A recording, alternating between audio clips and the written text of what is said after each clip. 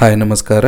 ನಮ್ಮ ಹಿಂದಿನ ವಿಡಿಯೋದಲ್ಲಿ ಕರ್ನಾಟಕದ ಯಾವೆಲ್ಲ ಭಾಗಗಳಿಂದ ಶ್ರೀಶೈಲ ತಲುಪಲು ಇರುವ ರೈಲುಗಳ ವ್ಯವಸ್ಥೆಯ ಬಗ್ಗೆ ಮಾಹಿತಿ ತಿಳಿದುಕೊಂಡಿದ್ದು, ಈ ವಿಡಿಯೋದಲ್ಲಿ ನಾವು ಬೆಳಗಾವಿ, ಬಾಗಲಕೋಟೆ, ವಿಜಯಪುರ, ಬಳ್ಳಾರಿ, ದಾವಣಗೆರೆ ಭಾಗಗಳಿಂದ ಶ್ರೀಶೈಲಂಗೆ ಹೊರಡುವ ಭಕ್ತಾದಿಗಳಿಗೆ ರಾಜ್ಯ ಸಾರಿಗೆ ಸಂಸ್ಥೆ ವತಿಯಿಂದ ಕಲ್ಪಿಸಲಾದ ಬಸ್ ವ್ಯವಸ್ಥೆಯ ಬಗ್ಗೆ ಒಂದಿಷ್ಟು ಮಾಹಿತಿ ತಿಳಿದುಕೊಳ್ಳೋಣ.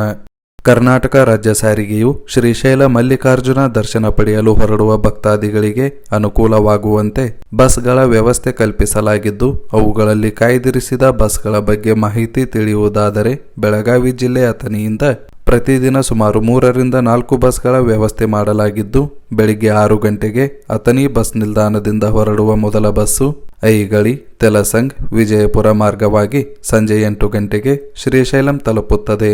ಎರಡನೆಯ ಬಸ್ಸು ಬೆಳಿಗ್ಗೆ 10 ಗಂಟೆ 30 ನಿಮಿಷಕ್ಕೆ ಅಥಣಿಯಿಂದ ಹೊರಟು ಐಗಳಿ, ತೆಲಸಂಗ್, ವಿಜಯಪುರ ಮಾರ್ಗವಾಗಿ ರಾತ್ರಿ 12 ಗಂಟೆ 30 ನಿಮಿಷಕ್ಕೆ ಶ್ರೀಶೈಲಂ ತಲುಪುತ್ತದೆ.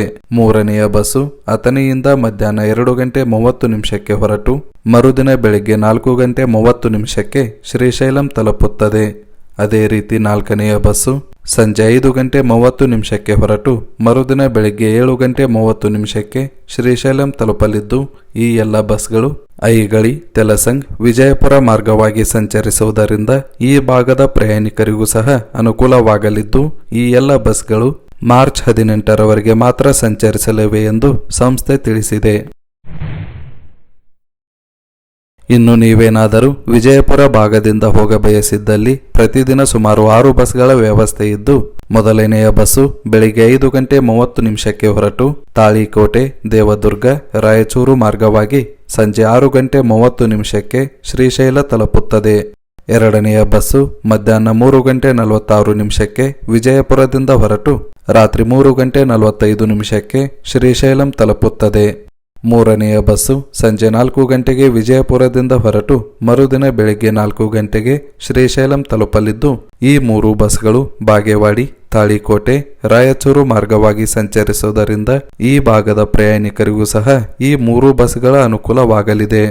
ಅದೇ ರೀತಿ ನಾಲ್ಕನೆಯ ಬಸ್ಸು ಸಂಜೆ 4 ಗಂಟೆ 34 ನಿಮಿಷಕ್ಕೆ ವಿಜಯಪುರದಿಂದ ಹೊರಟು ಮರುದಿನ ಬೆಳಿಗ್ಗೆ 4 ಗಂಟೆಗೆ ಶ್ರೀಶೈಲಂ ತಲುಪುತ್ತದೆ. ಐದನೆಯ ಬಸ್ಸು ಸಂಜೆ 5 ಗಂಟೆ 7 ನಿಮಿಷಕ್ಕೆ ವಿಜಯಪುರದಿಂದ ಹೊರಟು ಮರುದಿನ ಬೆಳಿಗ್ಗೆ 5 ಗಂಟೆಗೆ ಶ್ರೀಶೈಲಂ ತಲುಪುತ್ತದೆ. ಆರನೆಯ ಬಸ್ಸು ಸಂಜೆ 5 ಗಂಟೆ 30 ನಿಮಿಷಕ್ಕೆ ವಿಜಯಪುರದಿಂದ ಹೊರಟು ಮರುದಿನ ಬೆಳಿಗ್ಗೆ 5 ಗಂಟೆ 30 ನಿಮಿಷಕ್ಕೆ ಶ್ರೀಶೈಲಂ ತಲುಪಲಿದ್ದು, ಈ ಬಸ್ಗಳಿಗೆ ಮಾರ್ಗದಲ್ಲಿ ಯಾವುದೇ ನಿಲುಗಡೆಗಳು ಇರದ ಕಾರಣ ನೇರವಾಗಿ ವಿಜಯಪುರದಿಂದ ಮಾತ್ರ ಪ್ರಯಾಣಿಸಬಹುದಾಗಿದೆ. ಇದರೊಂದಿಗೆ ಈ ಮೊದಲೇ ತಿಳಿಸಿದ ಅಥಣಿ ಘಟಕದಿಂದ ಹೊರಡುವ ಬಸ್ಗಳು ಸಹ ವಿಜಯಪುರ ಮಾರ್ಗವಾಗಿ ಸಂಚರಿಸುವುದರಿಂದ ಈ ಬಸ್ಗಳ ಮುಖಾಂತರವೂ ಸಹ ಶ್ರೀಶೈಲಂ ಹೊರಡಬಹುದಾಗಿದೆ. ಇನ್ನು ನೀವೇನಾದರೂ ಬಾಗಲಕೋಟೆಯಿಂದ ಹೊರಡುವವರಿದ್ದಲ್ಲಿ ಪ್ರತಿದಿನ ಬಾಗಲಕೋಟೆಯಿಂದ ಒಂದು ಬಸ್ನ ವ್ಯವಸ್ಥೆ ಇದ್ದು, ಈ ಬಸ್ಸು ಸಂಜೆ 6 ಗಂಟೆಗೆ ಬಾಗಲಕೋಟೆಯಿಂದ ಹೊರಟು ಮರುದಿನ ಬೆಳಿಗ್ಗೆ 6 ಗಂಟೆಗೆ ಶ್ರೀಶೈಲಂ ತಲುಪುತ್ತದೆ.